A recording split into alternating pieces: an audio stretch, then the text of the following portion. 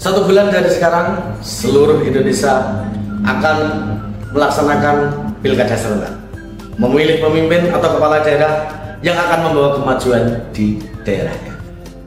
Termasuk Salatiga, 27 November akan memilih wali kota dan wakil wali kota. Masalah tentunya masih banyak di masyarakat. Stunting, pengangguran, kemiskinan ekstrim, penataan wajah kota, pembangunan ataupun pemberdayaan masyarakat tentunya menjadi permasalahan ataupun topik utama.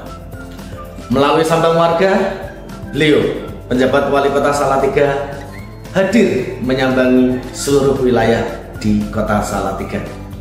Apa sih maksud dan tujuan beliau melalui Sambang Warga? Mari kita kupas tuntas bersama.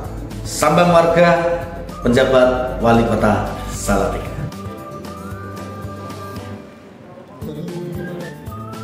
Sambang Warga diawali dengan pemberian bantuan berupa paket sembako untuk duafa dan peralatan kesehatan bagi penyandang disabilitas, serta bantuan berupa uang tunai kepada pelaku usaha hingga penggiat seni di kota Salatiga. Oke, Bapak dan Ibu, Sambang Warga saya pada hari ini berbeda dengan Sambang Warga yang biasa dilakukan. Saya tugas di sini adalah masa transisi untuk memastikan bahwa pemerintahan berjalan dengan baik selama masa transisi ini dari penjabat lama kepada nanti wali kota terpilih. Sehingga justru saya malah merepoti majelis dengan Sambang Warga ini. Kenapa? 3 bulan pertama saya di sini, APBD sudah ditetapkan. Saya harus memastikan bahwa semua anggaran, semua capaian-capaian itu sesuai dengan MD-nya yang ada, KPD-nya ada. Karena MPJMD sudah berakhir, maka saya memastikan bahwa selama masa kekosongan ini melengkapi yang tidak dicapai oleh MPJMD. Itu sudah dilakukan. Kemudian 3 bulan kedua adalah mencari permasalahan yang bisa diselesaikan di tingkat kota. Masalah pasar raya 2, pasar raya 1, masalah pasar dedis, masalah BUMD kita. Alhamdulillah selama 3 bulan yang kedua sudah bisa terpetakan masalahnya dan sudah ada langkah-langkah yang sudah kita tempuh. Tinggal kita menunggu untuk prosesnya. Pasar raya 2 juga ada investor yang akan masuk pasar raya 1, sehingga tahun depan insya Allah kalau lancar sudah dibangun. Jadi tahun 2027 itu sudah ada supermarket, sudah ada pasar tradisional. Pasar dedis, investornya sudah ketemu, persoalan investor lama juga sudah diselesaikan, sehingga tahun 2026 bisa mulai dikerjakan. Permasalahan di BUMD, semua gugatan, semua utang dan sebagainya sudah ada titik temu. Yang gugatan sudah selesai semua, yang utang sudah juga terbayarkan sebagian, sehingga nanti 5 tahun ke depan itu insya Allah sudah selesai utang di BUMD. Itu yang diselesaikan di tingkat kota. Selain gugatan-gugatan tanah-tanah yang belum diselesaikan adalah masalah ganti rugi ataupun tukar guling yang belum selesai. Jadi beberapa tempat sudah dibangun sekolah, tapi tukar gulingnya belum gantian modern. Itu terjadi kebanyakan adalah pada saat peralihan dari Kabupaten Semarang ke Salatiga. Sudah dibangun sekolahnya, tapi ketika dilakukan penyerahan tidak dilakukan untuk tanggung jawab penggantian. Sudah 20 tahun nggak ada yang ngurus. Ini sedang coba kita carikan, kita cari dokumen-dokumennya. Kalau memang itu belum ada gantinya, ya kewajiban kita untuk mengganti. Masuk gratis atau kasihan kalau yang dipakai. Beberapa juga yang ganda sertifikatnya ganda kita punya, masyarakat punya, sudah kita selesaikan di pengadilan. Itu yang kami kerjakan bersama teman-teman UPD. Kemudian 3 bulan selanjutnya adalah saya mencari masalah yang harus kita selesaikan bersama. Sehingga saya tidak berani ketemu warga, saya ketemu jaringan awal karena ngomongin masalah yang harus kita selesaikan bersama. Jadi kalau kita lihat ada 4 masalah krusial yang ada di Salatiga sama dengan tempat lain. Yang pertama terkait dengan stunting. Nanti kita lihat betul. Stunting di Salatiga itu ada 544 balita stunting kecil. Tapi tetap gue ini stunting itu orang-orang dan harus kita selesaikan juga. Yang kedua, kemiskinan. 9.000 orang di Salatiga yang teridentifikasi miskin, bahkan beberapa masuk pada miskin ekstrim. Ada 8.700 orang di Salatiga pada usia produktif yang teridentifikasi pengangguran. Ini harus kita selesaikan. Nah, kita selesaikan satu-satu untuk ada. Kita lihat untuk Sidoarjo itu ada. Jadi langkah pertama yang harus kita selesaikan ketika ada yang miskin ekstrim, wajib kita selesaikan dulu supaya dia masuk ke dalam miskin biasa. Nah, yang kedua, masalah yang kedua adalah yang miskin tadi diselesaikan dengan apa? Jangan yang miskin biasa dulu, pengangguran yang kita selesaikan. Pengangguran yang kita selesaikan ini, kita lihat ada 46 orang yang balita kita stunting, berarti 10% lebih. Enggak ada. Oke, 11,03. Nah, ini Bapak dan Ibu, ada 301 orang yang nganggur, 1.437 orang yang miskin di Sidoarjo itu, dan 3 adalah miskin ekstrim. Nah, sehingga kita pastikan kita menyelesaikan yang 3 orang ini dulu. Berbagi tugas. Tugas panjenengan adalah mengidentifikasi kenapa dia masuk ke dalam kemiskinan ekstrim. Apakah rumahnya yang tidak layak? Apakah penghasilannya yang jauh di bawah UMR? Apakah pendidikannya yang terlalu rendah? Apakah derajat kesehatannya yang terlalu rendah? Apakah kualitas sanitasinya yang kurang? Panjenengan tolong saya dibantu mengidentifikasi ini.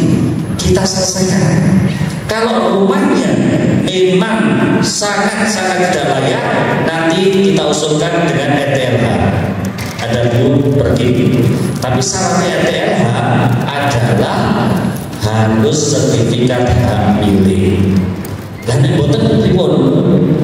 Ada Basnas, ada Bank Jateng. Bedanya apa? Kalau ETLH itu total, kalau Bank Jateng dan Salatiga sesuai dengan kebutuhan saja untuk menaikkan dari ekstrim menjadi tidak ekstrim. Ngerti bedanya? Jadi kalau yang ekstrim ini punya sertifikat hak milik, kita arahkan ke Bu Eni, yaitu untuk RTLH. Kalau tidak memiliki sertifikat hak milik, bisa masih mungkin atas nama orang, nanti lewat bantuan di Basnas maupun Bank Jateng, nanti kita kawal. Itu satu. Bagaimana kalau sanitasinya tidak punya kamar mandi, kita buatkan kamar mandi. Oke, itu jadinya lewat bantuan panjenengan mengidentifikasikan dan memverifikasi itu, dan target saja bahwa tahun depan 2 harus selesai, tahun depannya 1 selesai. Gak usah untuk 3 langsung selesai, gak usah, 2 saja dulu. Kita coba, 2 kalau tuntas 1 tahun depan berarti jadi terduga. Itu gitu. Jangan dipaksakan, tapi kita harus ada progres. Yang kedua, pengangguran. 301 orang nganggur. Nah, ini bantuan panjenengan nanti yang teridentifikasi nganggurnya kenapa? 1, karena memang difabel, cacat. Oke, ini kesampingan dulu sebentar. Karena dia dikeluarkan oleh perusahaan. Tonton ada pidananya atau tidak, lihat track recordnya. Yang ketiga, PHK. Oke, catat PHK. Yang ketiga, fresh graduate dan memang belum punya pekerjaan. Untuk yang belum punya pekerjaan, untuk yang di PHK, maka panjenengan tanya berminat apa, kerja sendiri wirausaha atau mau kerja ke sektor formal. Oke, formal itu jadi karyawan. Kalau dia sektor formal, maka panjenengan lihat sektor apa. Gitu. Apakah dia mau jadi SCI cita-citanya, gitu ya? Maka lihat keterampilan apa sih yang dibutuhkan. Bisa komputer, kemudian bisa packaging, gitu ya. Kemudian ya latar-latar seperti itu. Ke Disnaker, cari program yang ada di Disnaker, panjenengan salurkan ke mereka. Tapi kalau mereka mau usaha sendiri, berarti ke Dinas Koperasi dan UMKM. Banyak pelatihan di sana. Nah, kalau kemarin mereka latihan tidak pernah lapor panjenengan, maka besok tahun depan semua pelatihan di Pemkot harus ada izin dari RT dan RW. Supaya tepat Pak. Karena apa? Banyak sekali kayak saya Pak. Saya itu semua pelatihan tak daftari Pak. Tujuannya apa? Nek pelatihan kalau pegawai, pelatihan itu nek PNS biasanya lebih dari seminggu, itu kan di luar kota. Satu, hidup-hidup istirahat. Kedua, shopping mie. Ketiga itu sangu, kan? Dan ternyata penduduk kita juga sama. Mereka yang punya akses ke sana, orang pelatihan apa melu. Karena di sana dia terus dapat portofolio banyak.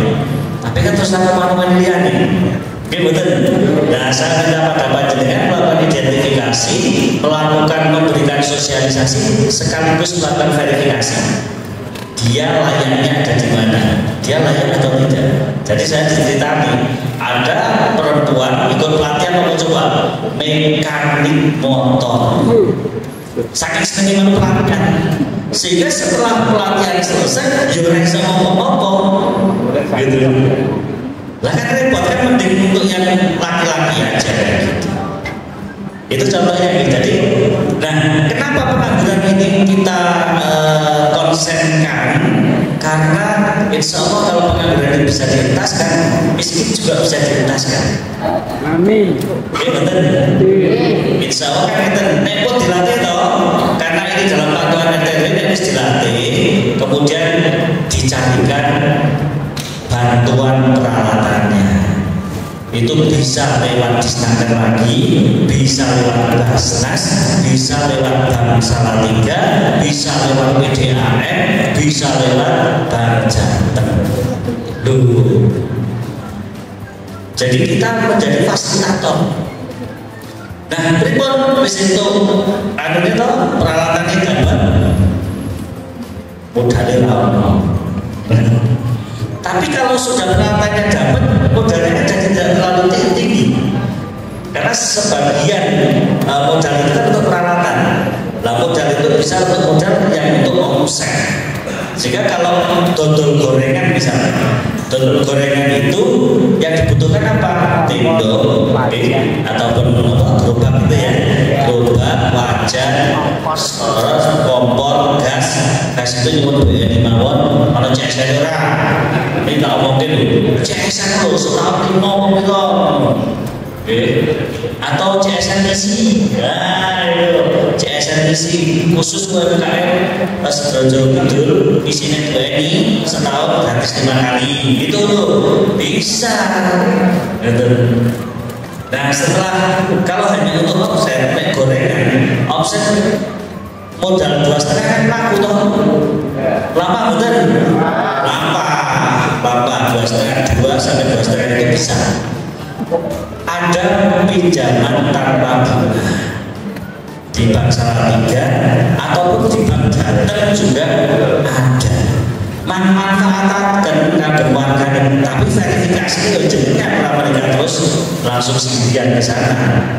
Oke, terus dimulai baru setelah ada peralatan, ada modal, mengambil pemasarannya.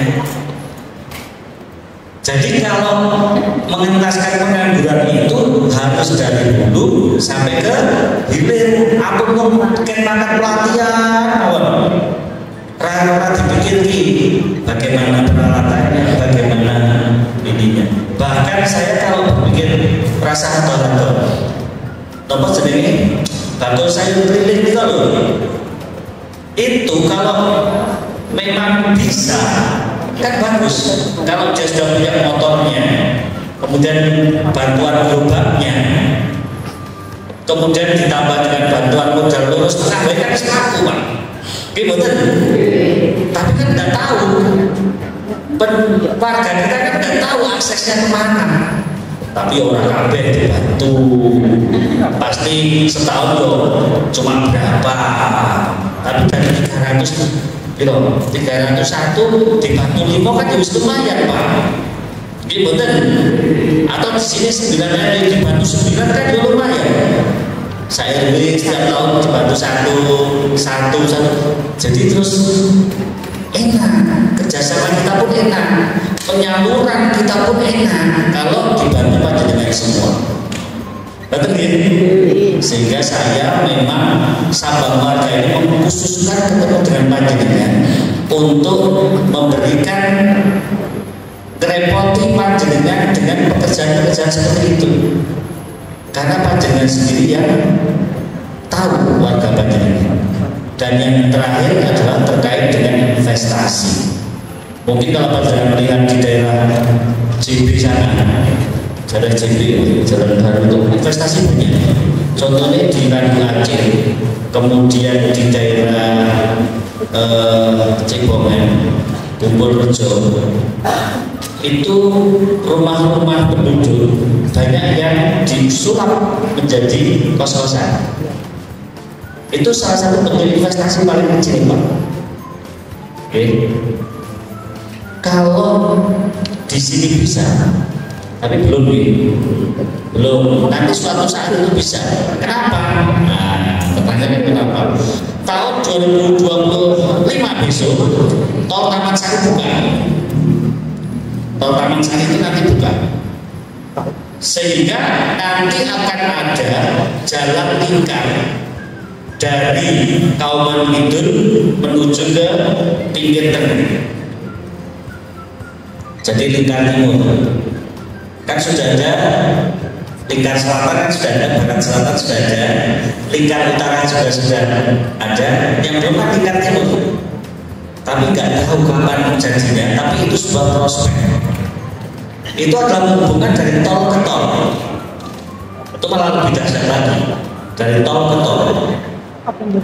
Sehingga panjenengan nantinya juga harus memikirkan itu, bahwa Sidoarjo itu suatu saat akan ada jalan lingkar yang melintas. Apa nang sini ataukah di Kalibening, saya belum lihat detailnya, tapi nanti akan ada. Dan di Kauman Kidul saja perizinannya sudah masuk, itu hotel bintang 5 Mercure itu sudah masuk perizinannya. Bukan tidak mungkin kalau itu ada jalan perizinannya gitu. Ada. Tapi bagaimana kalau investasi di bidang komputer, pertanian ini? Pertanian bisa. Jadi sekarang investasi di bidang pertanian itu rotok beda. Petani itu menjadi penggarap sekaligus apa jadi yang punya tanah. Jadi tanah yang disewa sekaligus menjadi penggarap. Itu kalau ada investasi dari luar masuk, tanah yang dengan disewa berarti kan pendapatan tetap ini, kemudian dibayar harian untuk garap. Ini terjadi di Pulutan Bapak ini. Jadi tanah pemerintah kota lagi ada investor masuk sekitar 4 hektar. Jadi petani yang tadinya nyewa di sana jadi menggarap, tetap menggarap di situ. Kemudian semuanya dari investor. Jadi malah dia itu bayaran, dapatnya bayaran, bukan hasil panennya, tapi bayarannya minimal UMR minimal.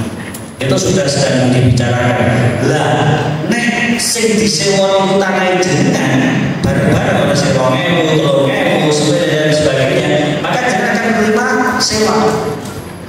Dan Dan itu jenengan masih bisa garap, okay? Kalau misalkan masih bisa garap juga, maka dapat dua penghasilan. Kalau soalnya kan jenengan tanahnya sendiri, kemudian beli bibit sendiri, beli pupuk sendiri, digarap sendiri, ataupun mempekerjakan orang. Kan itu nanti panennya cukup dewe, hasilnya minus, gimana? Kalau investasi, boten Pak. Misalkan panjenengan di sini untuk padi, tanami padi dibeli oleh investor, maka lemah jenengan disewa per tahun berapa? Jenengan kerja di situ sehingga dapat sewa dan dapat bayaran dari sebagai pekerja atau putra jenengan sebagai pekerja. Itu bisa. Itu salah satu keuntungan dari investasi. Selain kalau memang jenengan yang kelompok tani ini bisa satu, jangan menjual produk dalam kondisi tidak siap jual. Artinya kalau panjenengan biasanya apa? Gabah ijon usahakan saya. Tapi panjenengan apa dengan kelompok tani?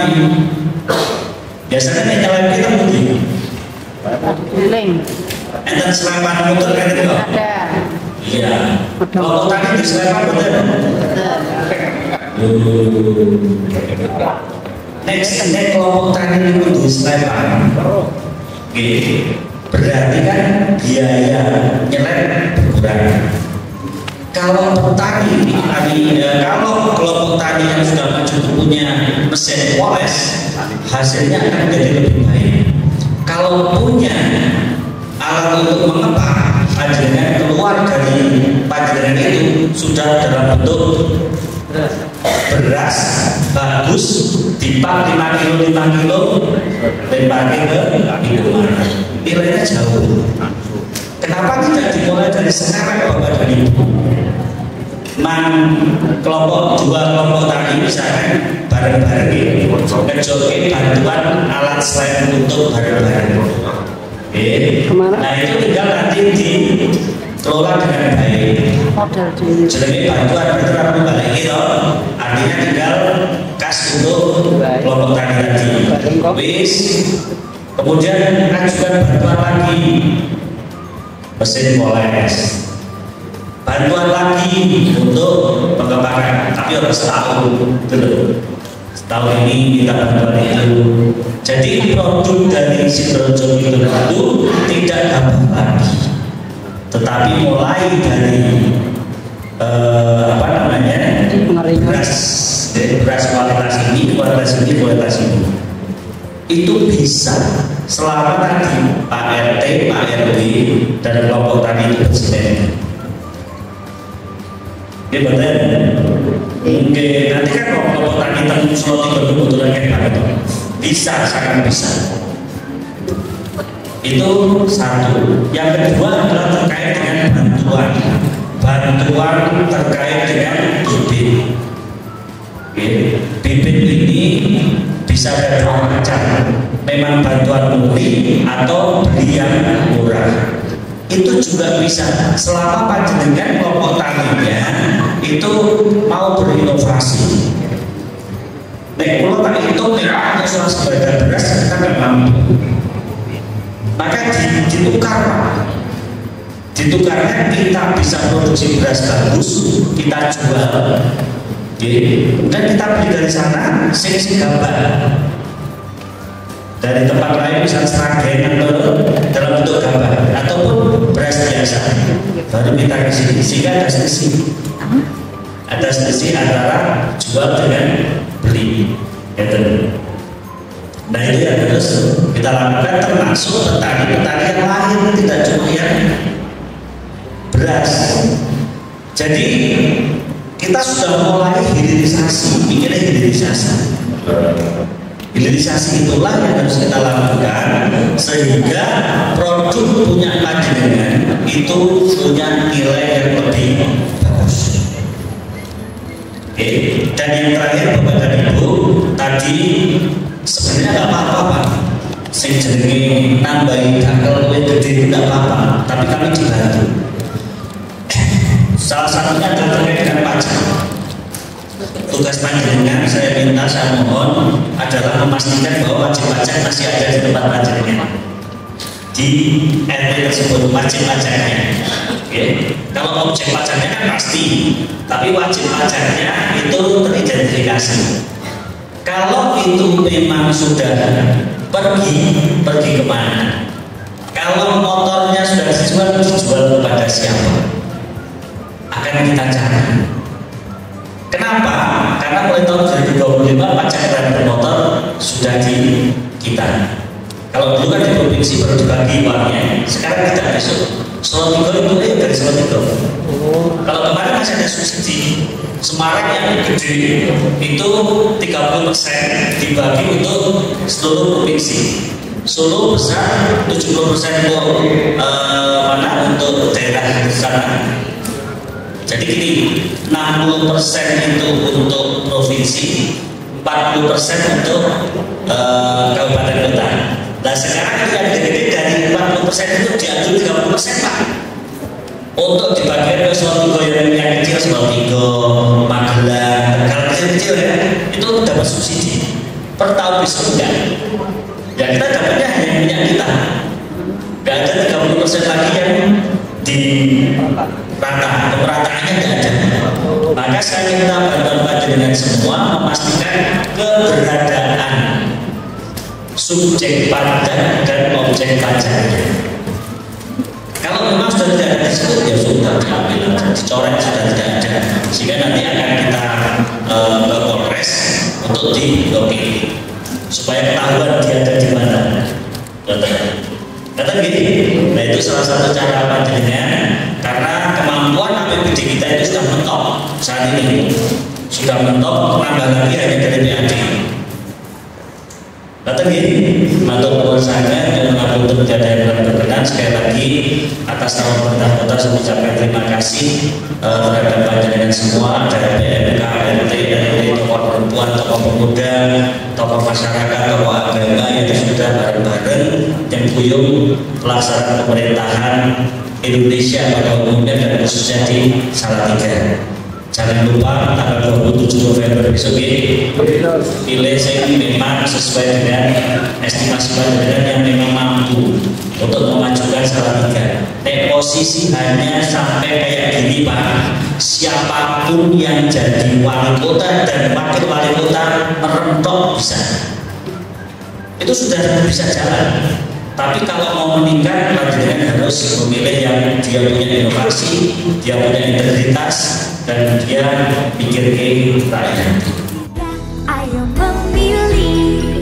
Sederek Solo 3, monggo sami nyoblos. Pesta demokrasi. Salatiga, sebuah kota penuh sejarah, keindahan, dan keberagaman. Di setiap sudutnya terukir semangat kebersamaan, kerja keras, dan cita-cita untuk masa depan yang lebih baik.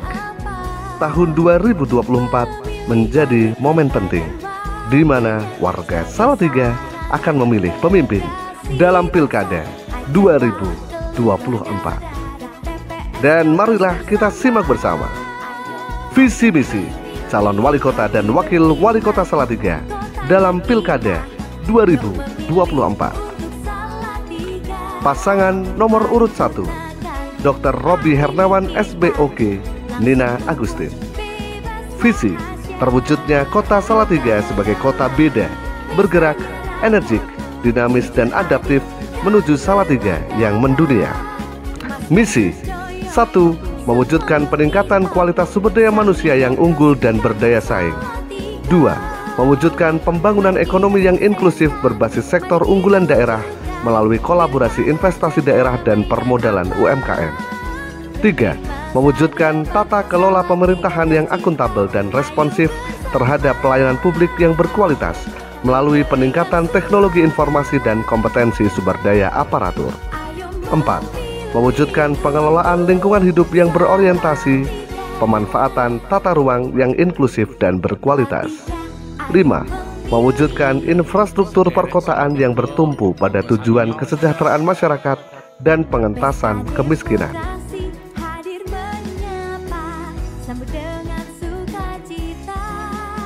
Pasangan nomor urut 2, Haji Juan Rama SAB, Hajah Sri Wahyuni SEMH. Visi Salatiga elok, maju, adil, sejahtera atau emas dan berkelanjutan. Misi 1. Memperluas, menciptakan lapangan kerja baru untuk mewujudkan pembangunan ekonomi yang inklusif berbasis sektor unggulan daerah melalui program pelatihan keterampilan dan kewirausahaan yang terintegrasi. 2. Membangun akses layanan kesehatan dengan meningkatkan kemampuan fasilitas kesehatan yang terjangkau. 3. Mewujudkan peningkatan kualitas sumber daya manusia yang unggul dan berdaya saing global. 4. Mewujudkan pemerataan dan peningkatan kualitas infrastruktur dan sarana prasarana publik yang berwawasan lingkungan, mudah, nyaman, dan terjangkau. 5. Mewujudkan pengelolaan sumber daya alam dan lingkungan yang inovatif, ramah, dan berkelanjutan. 6. Mewujudkan masyarakat yang berbudaya, nyaman, aman, tentram, dan damai. 7. Mewujudkan tata kelola pemerintahan yang bersih, adaptif, dan kolaboratif menuju pelayanan publik yang prima. 8. Mewujudkan kesetaraan gender, perlindungan anak dan perempuan serta pelayanan lansia. 9. Mewujudkan keberpihakan dan kesempatan bagi kaum difabel untuk berkarya. Sederek Salatiga, monggo sami nyoblos. Pasangan nomor urut 3, Dr. Andes Sinung Nugroho Rahmadi MM, Haji Budi Santoso SEMM. Visi menjadikan kota Salatiga yang adil, berkarakter, berdaya saing global berbasis budaya. Misi 1. Menjaga spirit religiusitas dalam keberagaman dan kehidupan masyarakat yang toleran dan kondusif dalam membangun kota yang berkarakter unggul dan inklusif serta berbasis gender. 2. Mewujudkan masyarakat kota Salatiga yang berkualitas, kreatif, inovatif dengan perkembangan teknologi yang berbasis budaya. 3. Mewujudkan kota Salatiga sebagai kota pendidikan, literasi, perdagangan dan jasa, pariwisata serta kota olahraga. 4. Meningkatkan tata kelola pemerintahan yang bersih, transparan, akuntabel, dan berintegritas. 5. Meningkatkan kemandirian UMKM dan ekonomi kreatif dalam rangka menumbuhkan kesejahteraan masyarakat, khususnya generasi muda. 6. Meningkatkan kemudahan investasi dan iklim usaha dalam rangka membuka lapangan kerja. 7. Pemenuhan infrastruktur dasar dan peningkatan daya dukung infrastruktur kota yang terintegrasi dan berwawasan lingkungan.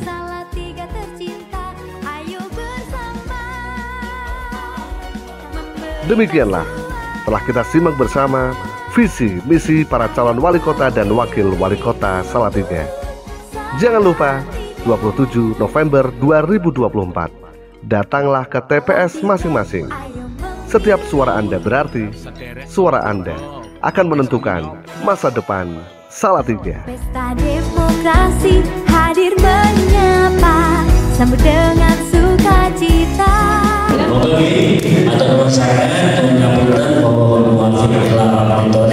Wassalamualaikum warahmatullahi wabarakatuh.